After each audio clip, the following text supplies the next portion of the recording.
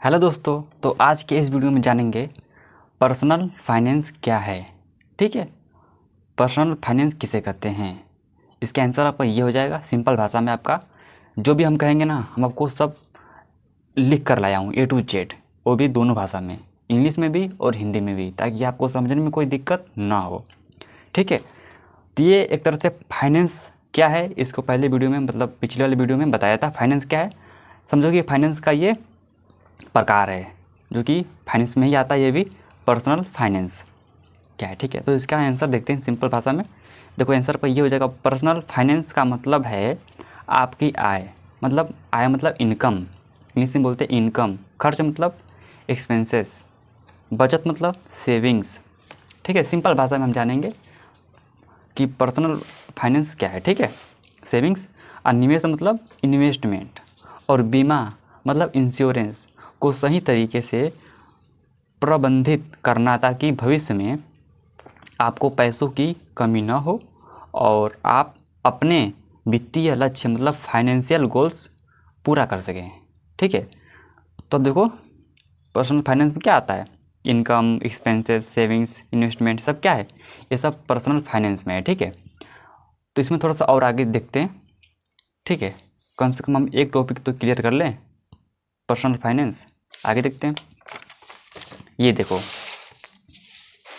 आगे क्या था, आगे हमारा था फाइनेंशियल गोल्स, वही पूरा कर सकें। ठीक है, वहाँ पर जगह नहीं था तो हमने यहाँ पे लिखा है पूरा कर सकें। ठीक है, अब आगे देखते हैं भाई। बस मुश्किल मुश्किल में मेरा वीडियो 3 से 4 मिनट का होगा, आप समझ जाओगे। ठीक है, डिटेल में देखो पर्सनल फाइनेंस के 5 मुख्य स्तंभ। नंबर 1 इनकम, जो कि हमने आपको बताया था, अभी इसी में बताया हूँ। देखो इनकम, इनकम है, एक्सपेंसेस है, सेविंग्स है, इन्वेस्टमेंट है और ये भी है। अब इस पांचों को थोड़ा सा डिटेल में देखते हैं। ठीक है, चलो देखो नंबर 1 हम देखते हैं इनकम। इनकम बोले तो आय। देखो सिंपल भाषा में आपको, आपकी इनकम में पहला पॉइंट आपका आता है आपकी कमाई का स्रोत। आप कहाँ से पैसा कमा रहे हैं, नौकरी से, बिजनेस से, कि फ्रीलांसिंग से, या किराया शेयर जो भी है, मतलब आपकी कमाई कहाँ से हो रही है भाई। इनकम में पहला पॉइंट ये है। सेकेंड पॉइंट देखो आप, पर्सनल फाइनेंस की शुरुआत यहीं से होता है। ठीक है, इनकम में क्या होता है, पर्सनल फाइनेंस की शुरुआत यहीं से होता है। 2 बिंदु आप याद करेंगे। ठीक, इनकम में 2 बिंदु ये हो गया। अब नंबर 2 आगे एक्सपेंसेस मतलब खर्चे, हर महीने के खर्चे, जैसे घर, खाना, कपड़े, पढ़ाई, यात्रा आदि, ये सब क्या है, ऐसे इतने सब खर्चे हैं, खर्चा है। नंबर 2 खर्चा में देखो ये भी है, आय से कम खर्च करना, ये पर्सनल फाइनेंस का पहला नियम है। ये बात सही है, बिल्कुल बात सही है। आप जितना पैसा कमा रहे हो उससे थोड़ा सा कम ही खर्च करो, ये पर्सनल फाइनेंस का पहला नियम है आपका पैसा बचाने का। ठीक है, चलो नंबर 3 देखते हैं, सेविंग्स, बचत। ठीक है, बचत देखो इसमें आता है सेविंग्स, इसको बोलते हैं हिंदी में बचत। इसमें आपका 2 बिंदु इसमें भी हो जाएगा, जैसे खर्च के बाद जो पैसे बचे हैं वही बचत है। ठीक है, ये आपका हो गया, सेविंग्स में आता है पहला बिंदु आपका ये हो जाएगा। और सेकेंड पॉइंट, आदर्श रूप से आपकी आय का 20 से 30% बचत होना चाहिए। ठीक बा, आदर्श रूप से आपकी आय का 20 से 30% बचत होने चाहिए, ये आपका आता है सेविंग्स में। ठीक है, और नंबर चौथा पॉइंट देखो आप, इन्वेस्टमेंट, इसे बोलते हैं निवेश, खर्चा करना, किसी में लगाना। नंबर पॉइंट पहला आपका पॉइंट ये हो जाएगा, सिर्फ बचत काफ़ी नहीं, निवेश भी ज़रूरी है। ठीक है, ये बात बिल्कुल सही है, केवल बचत से कुछ नहीं होगा, निवेश भी करना ज़रूरी होता है। इसके आगे देखते हैं, फटाफट हम सब कॉपी में लिख कर लाया हूँ पहले से ही, बस आपको बताना है। ओके, चौथा पॉइंट में देखो, ये सेकेंड पॉइंट, निवेश के साधन, जैसे FD, RD, mutual fund, share market, gold, real estate, मतलब आप कहाँ इसको इन्वेस्ट कर रहे हो। ठीक है ना, इन्वेस्टमेंट ही तो था, देखिए तो, हाँ इन्वेस्टमेंट मतलब निवेश, आप यहाँ पे पैसा लगा सकते हो। अब देखो अगला पॉइंट इसमें इन्वेस्टमेंट में ही हो जाएगा, निवेश से पैसा बढ़ता है और महंगाई इसे बोलते हैं इंग्लिश में इन्फ्लेशन से बचाव होता है। इससे आप पैसा अब खर्च करोगे, किसी में बिजनेस में लगाओगे तो पैसा बढ़ेगा, तो महंगाई चाहे जितना भी बढ़े, अगर आपके पास पैसा है तो आप महंगाई कुछ नहीं कर पाएगी। ठीक है, ये बात इसमें है। अब आगे देखो नंबर 5वां, इंश्योरेंस या इमरजेंसी फंड, इसे हिंदी में बोलते हैं बीमा और आपातकालीन फंड। ठीक है, देखो नंबर 1 आपका हो जाएगा जीवन बीमा। स्वास्थ्य बीमा और दुर्घटना बीमा लेना जरूरी है। इसका मतलब क्या है, अगर आप इंश्योरेंस कराए हो जीवन के साथ या स्वास्थ्य बीमा के साथ या दुर्घटना बीमा का लेना जरूरी है। मतलब कराए हो तो आपको चोट लग गया तो आप यहाँ से फंड आपको मिल जाता है। ठीक है, आपका मतलब इलाज हो जाता है, ये बात है। और कम से कम 6 महीने का खर्च इमरजेंसी फंड में रखें।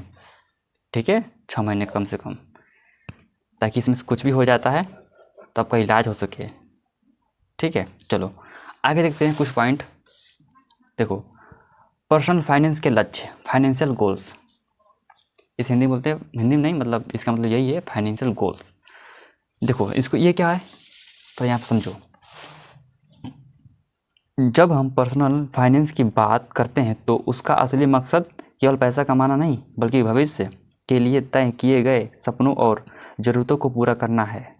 इन्हीं सपनों या ज़रूरतों को वित्तीय लक्ष्य, हिंदी इंग्लिश में बोलते हैं, ये थोड़ा कट गया, गलती हो गया, फाइनेंशियल गोल्स कहते हैं। ठीक है, आप समझो ये सब कहाँ से आता है, फाइनेंशियल गोल्स इसे ही बोलते हैं। ठीक है, चलो आगे देखते हैं हम।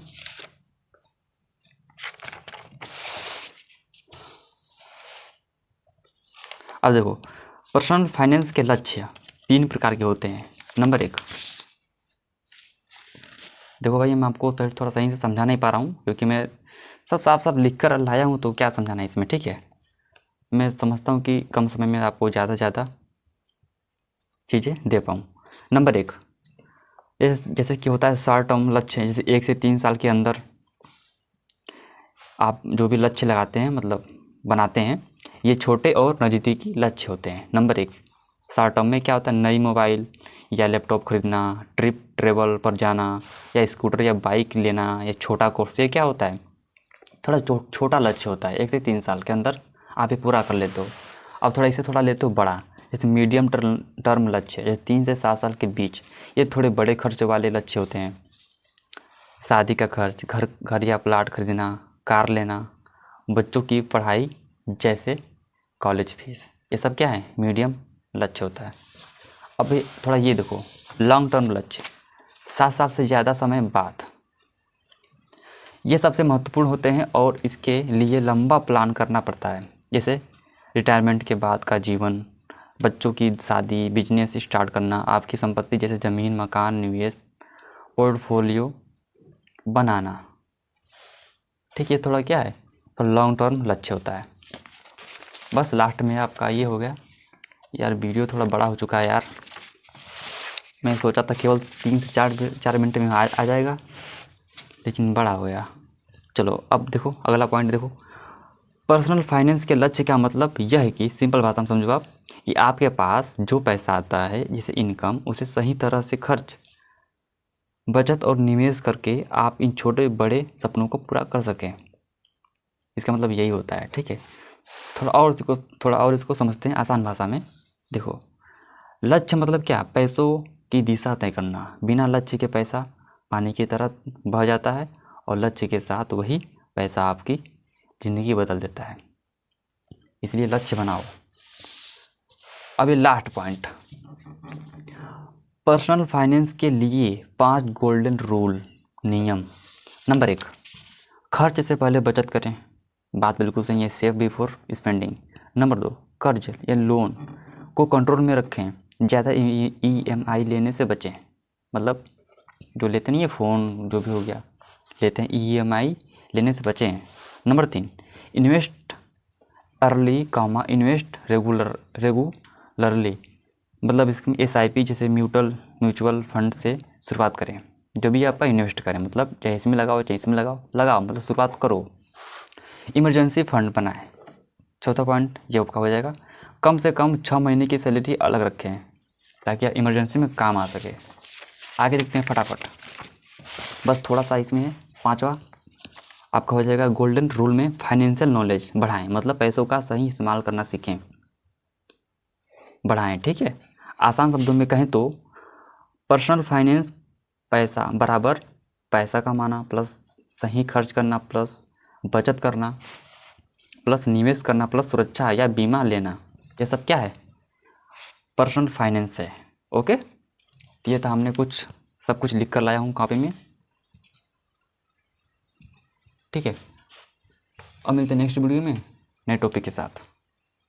उम्मीद करता हूँ आपको पर्सनल फाइनेंस समझ में आया होगा, और ये वीडियो थोड़ा बड़ा हो गया है तो इसके लिए सॉरी।